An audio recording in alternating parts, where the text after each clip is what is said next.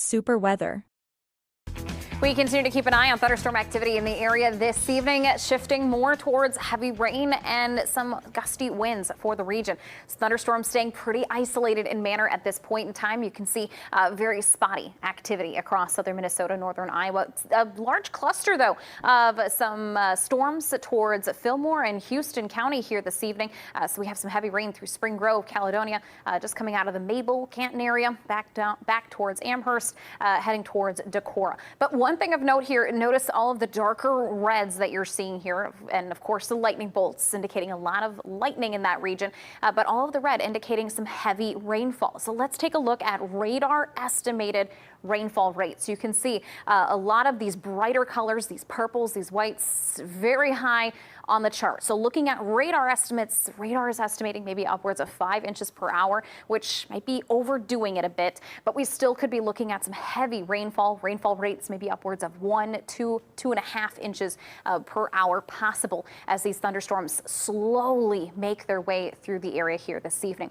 The question then becomes, overnight, do we see some training thunderstorms, which leads to concerns for some localized flooding, some flash flooding concerns overnight. So we do have a level 2 threat risk here for excessive rainfall across southern Minnesota, northern Iowa. So heavy rainfall potential maybe for some localized flooding will be concerns here heading into the late night and overnight as we move into then early Thursday morning. So that's becoming a concern here for tonight, but we're also focusing again still on those wind concerns with these thunderstorms. Severe thunderstorm watch remains in effect for southern Minnesota, northern Iowa until 1 a.m. Thursday morning. So in the next few hours, we'll gradually see this maybe cut back, seeing it expire there at 1 o'clock in the morning.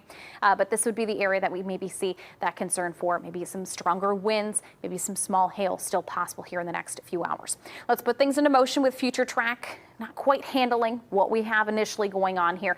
But as we move into the overnight, we'll gradually see more thunderstorm activity building in from the southwest. So towards about 1, 2 a.m., kind of shifting away from that severe threat to more of that heavy rainfall concern. And that will persist through that morning commute. And I think by about 6 a.m., 7 a.m., we'll start to see these thunderstorms kind of tapering off, maybe still some lingering rain for the mid-morning heading into North Iowa and areas south of I-90. But I think all of this rainfall should be out of here by about 11 o'clock tomorrow morning. Then we shift focus to Thursday evening, another potential for some strong to severe thunderstorms possible here. Notice all the areas highlighted in yellow here. This is our level 2 out of level 5 severe threat for southern Minnesota, northern Iowa for Thursday evening. A few more strong to severe storms may be on the way.